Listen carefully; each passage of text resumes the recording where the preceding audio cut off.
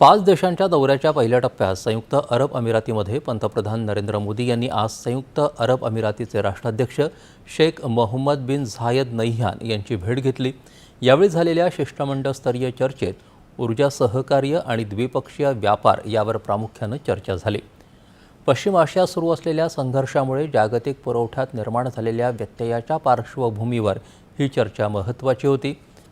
पश्चिम आशिया प्रदेशातील युद्धाचा परिणाम आज जगभर दिसून येतोय। भारताने समस्या सोडवण्यासाठी नेहमीच संवाद आणि मुत्सद्देगिरीला महत्त्व दिलं आहे, हे अधोरेखित करत पंतप्रधान नरेंद्र मोदी यांनी होर्मुझची सामुद्रधुनी मुक्त आणि खुली राहिली पाहिजे या संदर्भात आंतरराष्ट्रीय कायद्यांचं पालन करणं आवश्यक आहे यावर भर दिला। भारत प्रत्येक परिस्थितीत संयुक्त अरब अमिरातीच्या खांद्याला खांदा लावून उभा आहे आणि यापुढे देखील राहील। शांतता आणि स्थैर्य पुन्हा प्रस्थापित करण्यासाठी भारत सर्वतोपरी सहकार्य करेल अशी ग्वाही पंतप्रधान मोदी यांनी दिली।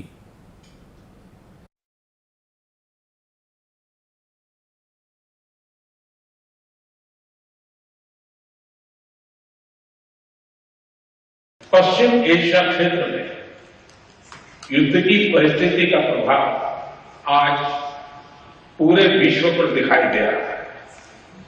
भारत ने हमेशा समस्याओं के समाधान के लिए डायलॉग और डिप्लोमेसी को प्राथमिकता दी है।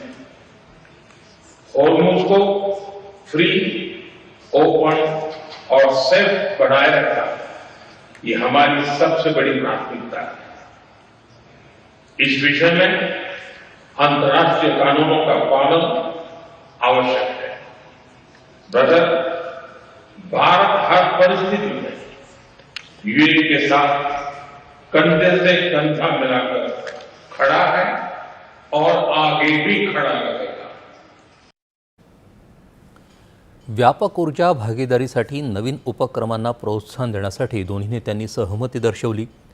हे सहकार्य कच्चं तेल, द्रवीकृत नैसर्गिक वायू आणि द्रवीकृत पेट्रोलियम वायू यांच्या पुरवठ्यासह भारताच्या ऊर्जा सुरक्षेमध्ये संयुक्त अरब अमिरातीसाठी महत्त्वाची भूमिका बजावत आहे।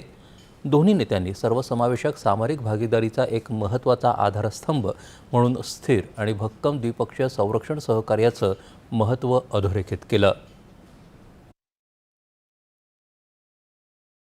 आज जिस तरह की परिस्थिति इसमें भारत और यूएई की स्ट्रेटेजिक साझेदारी, इसका महत्व कई गुना बढ़ गया है। हम आने वाले समय में हर क्षेत्र में साथ मिलकर के आगे बढ़ते रहेंगे। एक बार फिर आपके आत्मीयता भरे स्वागत और गहरी मित्रता के लिए मैं हृदय से आपका बहुत बहुत आभार व्यक्त करता हूं। यावेळी पंतप्रधान मोदी यांनी संयुक्त अरब अमिरातीवर झालेल्या अलीकडील हल्ल्यांचा तीव्र शब्दात निषेध केला आणि ज्या पद्धतीनं संयुक्त अरब अमिरातीला लक्ष्य करण्यात आलं ते कोणत्याही स्वरूपात स्वीकारार्ह नाही असं सांगितलं। राष्ट्रीय ऐक्य, सुरक्षा आणि प्रादेशिक अखंडता जपण्यासाठी अमिरातीनं उचललेल्या पावलांचं पंतप्रधानांनी स्वागत केलं। या कठीण काळात संयुक्त अरब अमिरातीमध्ये राहणाऱ्या भारतीय वंशाच्या लोकांना ज्या प्रकारे आपल्या कुटुंबातल्या सदस्यांप्रमाणे वागवलं गेलं त्याबद्दल संयुक्त अरब अमिराती सरकार, राष्ट्राध्यक्ष आणि राजघराण्याचे पंतप्रधानांनी आभार मानले। पश्चिम आशियातल्या संघर्षामुळे